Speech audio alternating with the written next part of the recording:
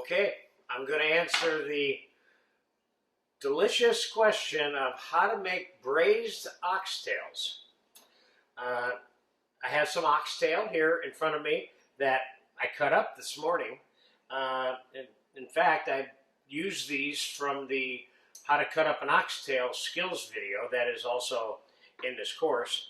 But these are nice, big, thick pieces of oxtail, and I'm going to make two versions of the braised oxtail. I'm going to make the country home style simple version, and then I'm going to make another version that's a little bit sexier and a little bit more elaborately finished off and garnished, okay?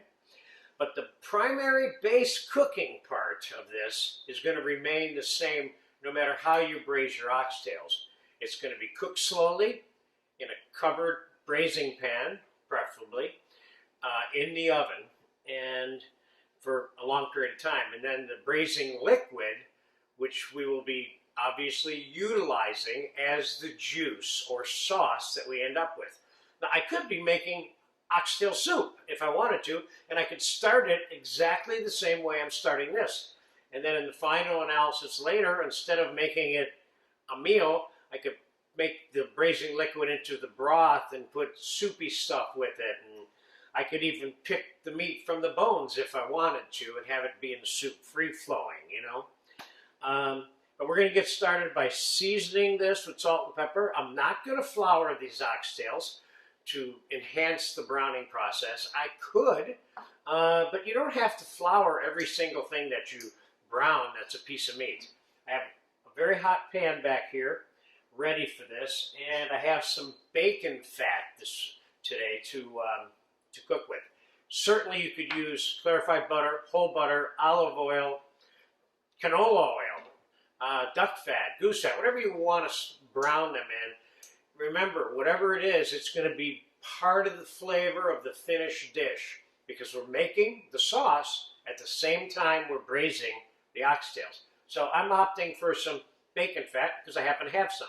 And I love bacon, the flavor of bacon fat. So I'm going to get this bacon fat in. I got a couple of tablespoons of bacon fat here. I'm going to get that melted in there. And what could I put on this besides salt and pepper? Just about anything that is my preference. I mean, I could put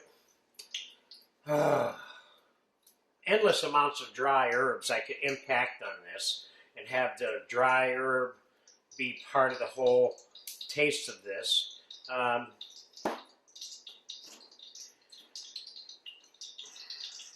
mean, I could put curry powder on it if I wanted to. I tend to kind of gravitate in this course and in a lesson like this on doing the basic stuff that's been done for a couple of hundred years. This formula, this process is well over 200 years old in terms of well documented in cookbooks. Beyond that, this is thousands of years old. People were cooking every part of their animals throughout history. So, all right, we have hot fat and we have seasoned oxtails. Let's get these browning in here.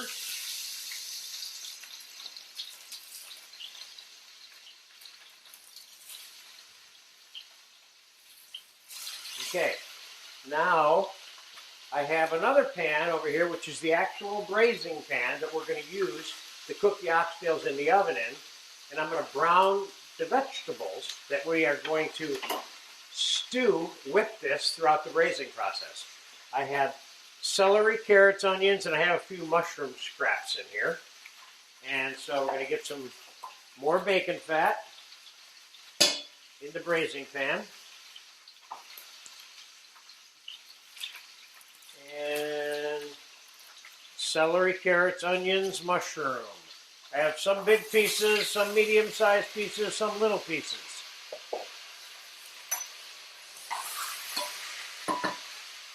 And I'm going to add some thyme and some bay leaf to this.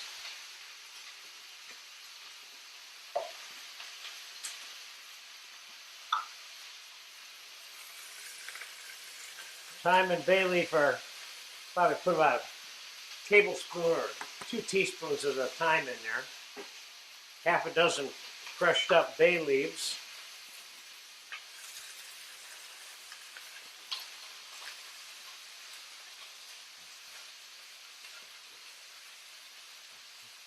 The interesting thing about this kind of braising and this kind of preparation is it includes many aspects of the cooking world. It involves the actual cooking of the food and readying it for some form of being eaten. And then there's making sauce or juice at the same time. And then there's finishing the sauce. And then there's getting it on a plate and assembling things that go with it. This is a little more, this is not a little more, this is a lot more complicated than a simple piece of sauteed fish, which is also very delicious. But this is another tier of cooking, braising when you're making sauce and doing garnishes, etc. So this is more of the one that takes the longest time. So let's take a look at how we're doing here. That is getting browned. And I'm going to turn that one over. And we're going to turn that one over. And we're going to turn that one over. You can brown the sides if you want also. I don't think I'm going to go through that process. That one's nice and brown also. The next obvious question is, well, why are we browning it? We're browning it because it's creating a new flavor.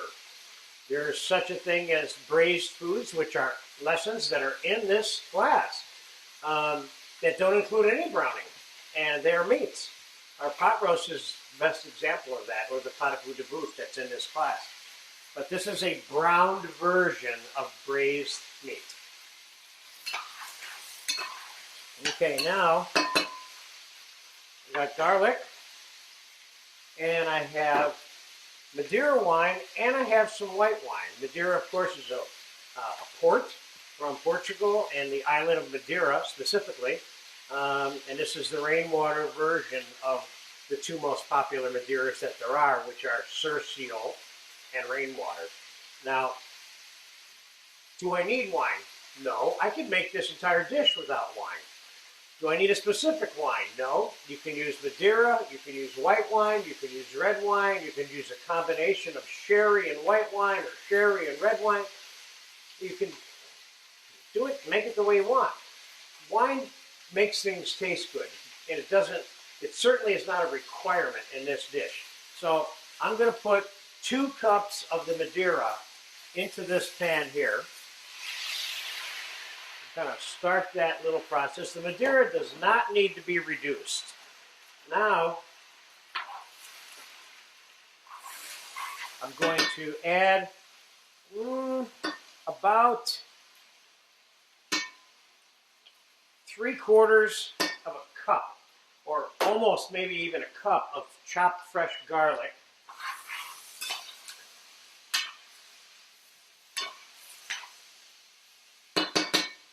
And I'm going to give you a closer look at what that looks like. That is looking good. And now what I'm going to do is I'm going to deglaze this pan with white wine. I'm mixing white wine and Madeira together. And what we're going to do is take the oxtails, pack them on top of this sauteed vegetable.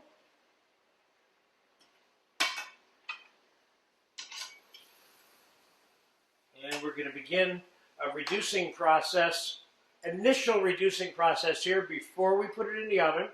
Meanwhile, I'm going to take some tomato paste and add it to this Madeira, about 2 to 3 tablespoons, 2.5, something along that line.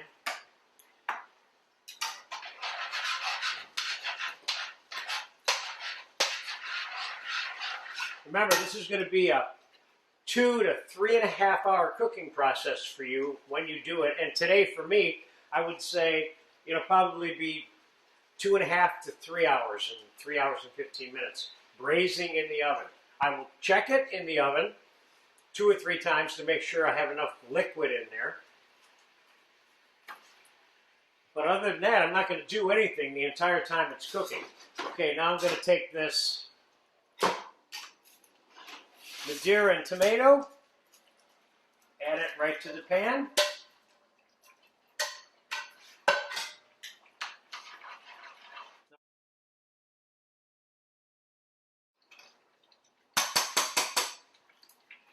Let me get a little bit of water for this.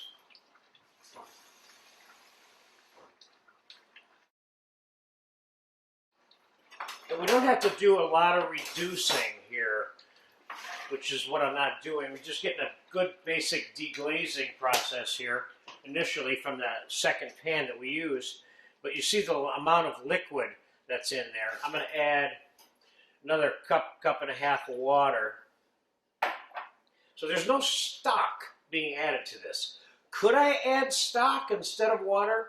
I could add chicken stock, brown beef stock. Yes, I could add stock, but you don't need to, especially with this particular piece of meat, because it has so much marrow and gelatin, it just has its own flavor. So we're making our own oxtail stock. That's why I opted for water, and that's what I would recommend for you. All right, so now this is ready to go in the oven, and I'm going to put it in the oven, and I will get back to you. This is a very long time-elapsed video, and a tidy, perfect little braising pan is the perfect size for that too. You want to keep in mind that you're always looking to match the size of the pan that you're cooking in with the amount of food that you have as close as possible. Okay, I will be back to you in about 3 hours, and we'll pull it out, and I'll give you the 2 versions of the finished dish. See you later. Yes, we have oxtail. We have 4 hours of braising time. I've looked at these oxtails. They are completely, perfectly done right now, and it took all 4 hours for them to become tender enough to eat, and you're going to find that out in a minute. We're going to bring that pot over here, and I'm going to show you first the provincial home-style version of how to serve what we've just prepared in that braising pan, those oxtails, and then we're going to strain the sauce, and we're going to time-elapse this video once again, and I'm going to show you a more refined, a slightly sexier version of how to serve the oxtails, different from the home-style version that I'm going to show you now. Okay? So, here comes the braising pot.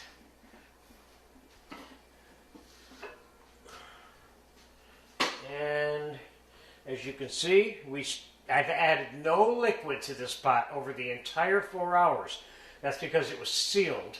And we kept the temperature at 325 the entire 4 hours. And what we have now is some really juicy looking oxtails. So let's take a couple of these oxtails. Let's put them on there. And let's put a little bit of the vegetable and the bacon and the carrot, onion, celery, and all that. Let's put some of this on the plate. This is you could just take this whole pot and put it on the table, of course, too. That's another way of doing the provincial home-style version of this. This is good. We got some mushrooms in there. We got a few pieces of bacon. Now you can put a little potato with this, or you can have some noodles ready, or some rice, or something. You need something like that to suck up this unbelievable flavor that you have here now. So now we're going to take a little bit of the juice, minus some of the fat, put it on top. It's got all that chopped garlic in it and everything. This is good food right here without refining it and making it sexy. This is a very delicious dish all by itself. I'll put a little bit of tomato concasse on that, and maybe we'll throw a little spoon of garlic butter on top of that for fun, and hit it with a little chopped parsley. Nothing major. So there you have it. There's a provincial, homestyle, country version of your braised oxtails. And now, I'm going to get the rest of these oxtails out of here, and we're going to strain this sauce, and we're going to put it on the fire, and we're going to adjust it, and we're going to add some new garnishes, some whole roasted shallots, some fresh, nice pieces of bacon lardoon, some sausage that we're going to saute a little bit, and some little bit more tomato, and we're going to refine this juice and add a little more Madeira to it, to boost that Madeira flavor a little bit, okay? So first we're going to just get these out of here. Like I said, this is about 2 dinners here.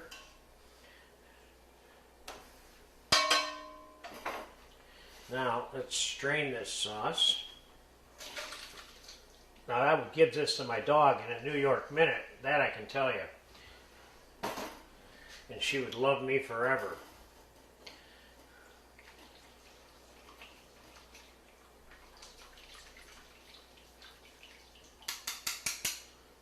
Okay.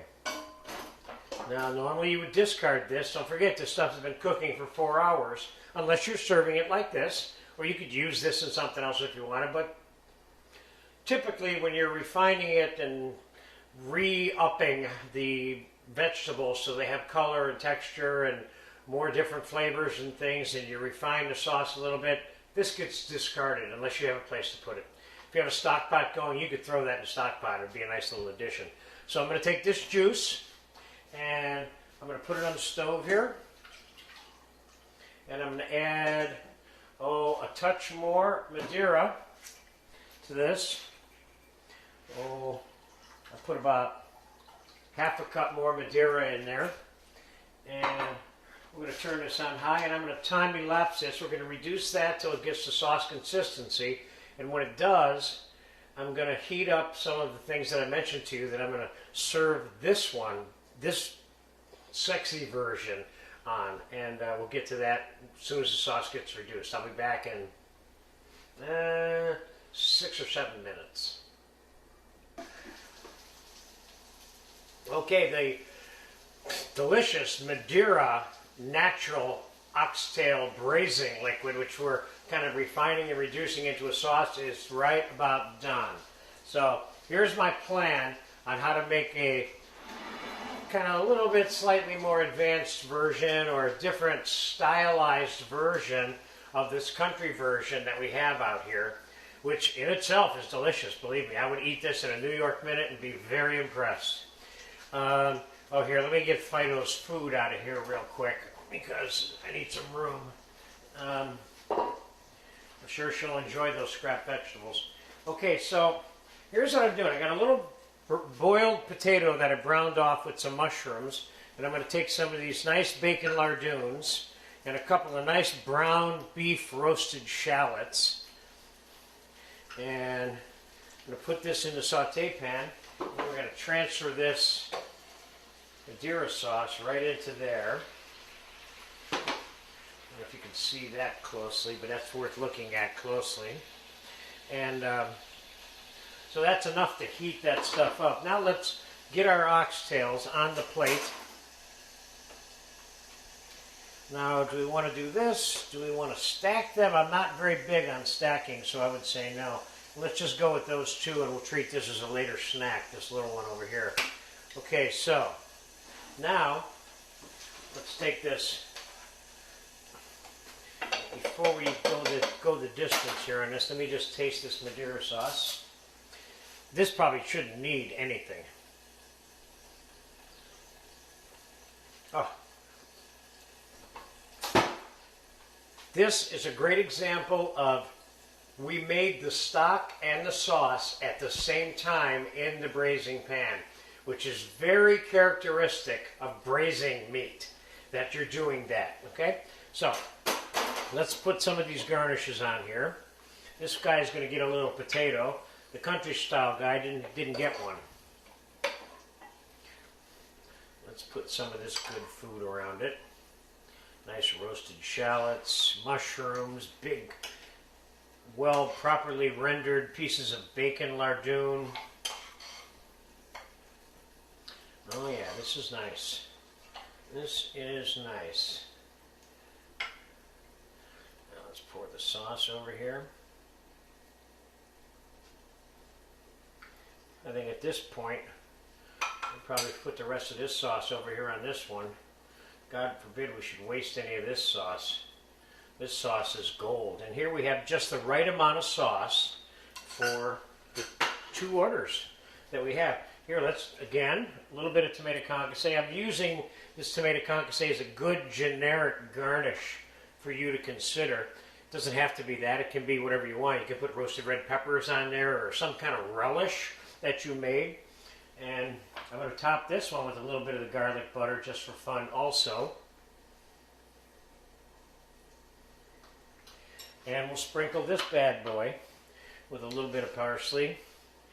And I think you got it right there. Let's take a closer look at that. Oh my God.